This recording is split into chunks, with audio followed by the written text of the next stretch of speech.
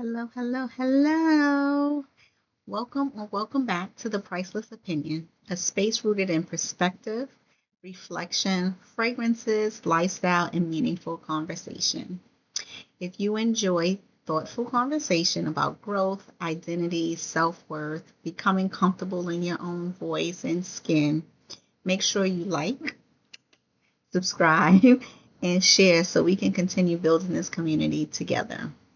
Now, let's get into it. In my first video, I talked a little bit about why I started blogging years ago, and how that journey eventually led me here to the priceless opinion. But today I wanted to dive a little deeper into something I touched on briefly, the idea of becoming different versions of yourself just to survive certain seasons of your life. Honestly, I don't think people realize how exhausting it is to constantly shape shift, depending on who you're around.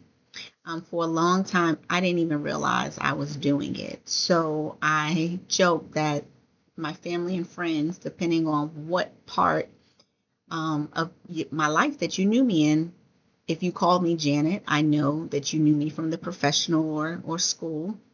If you call me Shaniqua, I know it was my father's side of the family. And if you call me Janae, it was my mother's side of the family. And depending on what persona or what um, things that I wanted to do, you may get a version of all three, one or something else, right? Because um, I just was different people and didn't realize that I was even really shape shifting, right? So growing up, and here's where I get a little vulnerable. So take this journey with me.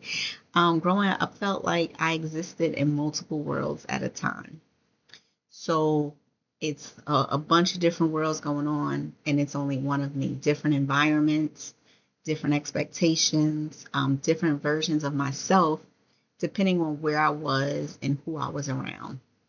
Over time, I became really good at adapting, performing, and masking what I was actually feeling internally. I became the version of myself that I thought people needed me to be, the strong one. So I didn't have a terrible childhood, let me say that, but it wasn't the best. I my I grew up in the 80s in New York City, so the crack era, and my parents were addicted.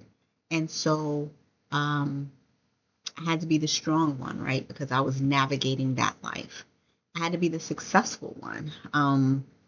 My grandparents raised me. And so they had four boys and then me. I was their daughter. Um, and my father being one of their sons. And I had to be the one that was the tomboy, the sister, the niece, the granddaughter, the my since my grandparents was a little older, navigating that generation, things like that, and had to be the one that went to college, got good grades, made sure I got a good job. So I had to be the successful one, the unbothered one. I was diagnosed with multiple sclerosis back in 2006. My son wasn't even a year old at the time. If no one knows what multiple sclerosis is, or MS as people call it, it's a disease, autoimmune disease that affects um, your nervous system. So my immune system attacks my nervous system. And so there are times where I am fine, and then 2 seconds later, I'm not okay. But being a single mom, having to be the strong one, having to be the successful one, I had to also be the unbothered one, right? Because I couldn't let my illness show. I couldn't be the one that was vulnerable, right? Even though I wasn't feeling well, I had to show up for my son. I had to show up for me. Navigating corporate America, having to be the one as a female climbing that ladder, not show weakness. and the version that looked like she had it all together, right? There are many times where I would leave a meeting, go home and cry, or I would have to go to my son was always in sports, so go and play sport. I mean, go watch him play sports, go do homework, cook dinner, um, and do all of that all over again, right? So there was a lot of versions that looked like I had it together from the outside, and then inside I didn't. So underneath all of that was someone still trying to figure out who she actually was, um, trying to get out of survival mode and into the living mode, right? And I think a lot of us um, do it without realizing it. I had a friend recently tell me, like, stop putting the S on your chest. It's okay to ask for help.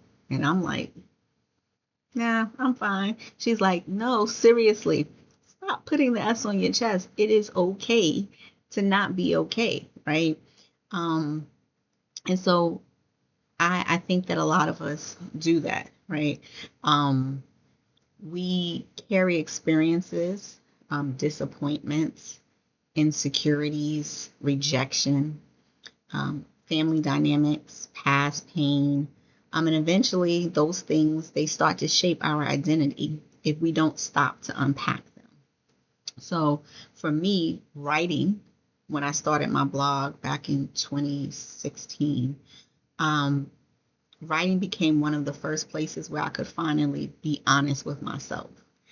Pen to paper, and there was no hiding it, right? There was no, I'm not trying to be someone else. I'm telling my story. I'm telling how I got so a hard exterior that I don't ask for help a lot. I um, tell about, I was able to write to paper like things that I suppressed that, in memory that just came back. And for me, um, I it was the first time that I realized that I wasn't perfect. Not that I said that I ever was, but it's now on paper, right? That I'm not perfect, I'm not polished, and just I'm honest. I actually went through two events as a child um, that I had never told anyone because that was stuff that I suppressed, right? And I was 38 years old at the time when the first time that I told um, my family that I had been raped. That happened when I was 10 years old, right? And so those are the things and all of the trauma and all of the issues that I carried that um, I realized that it affected me, right? So when my son wanted to go over sleepover, nope, you're not doing that because of my experiences, because I never dealt with that, right? So that is part of the why. So a little bit more in depth from last video of why I wanted to create the Priceless Opinion. I wanted a space where all the different parts of me could finally exist together naturally. Perspective. So putting in perspective that a lot of the stuff that I went through was not my fault, right? It was circumstances, and deal with it and live. Um, the other thing is that the other reason, rather, is that I wanted to start this, the Priceless Opinion, is because recently I've gotten into fragrances. Um, and about a year ago, I was introduced to fragrance. And when I say I love smelling good now, one of the things is I say I want to leave the impression before I leave the room. So my scent is the impression and it's going to be here before I leave the room. And so, like, even today, I wore a mixture of Argos Birth of Venus and Casamorati's Bianca. This combo definitely left a trail. So I knew that I was leaving the impression, right? So I wanted to share my love of fragrance with the world. I wanted to share my love of growth. in books and different books that I've read, different adventures that I've been on. I love to travel. So documenting traveling and love to eat. I am a foodie. Documenting all of that because life isn't one dimensional and neither are we. So we have many facets. And so to bring that out, sometimes the things that seem unrelated, the fragrances we wear, the books we read, the conversations we have, the environments we create for ourselves, they all become reflections of who we are becoming. Um, who we used to be is in the past. We can't go back there. So who we're becoming. And that's why I always say fragrance is the final layer of perspective. So with this vlog, it's about perspective, right? It's not just telling my story. It's actually talking about different things that we may go through as humans, different things that we may feel, and just knowing that you're not alone, one, and knowing that we can all understand, learn, and grow, right? People may not remember every word you said, but they will remember how you made them feel. They remember your energy, your presence, your authenticity. And what I've learned over time is that healing, growth, and self discovery often begins the moment you stop performing. So I stop being all of these characters and I just am me. And finally, allowing myself to be fully seen as me.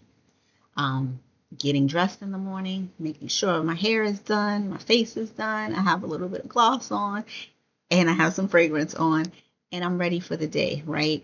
But showing up as me, not who people expect me to be, not who the survival mode required me to be in the past, just me. And honestly, I think that's where freedom begins as well.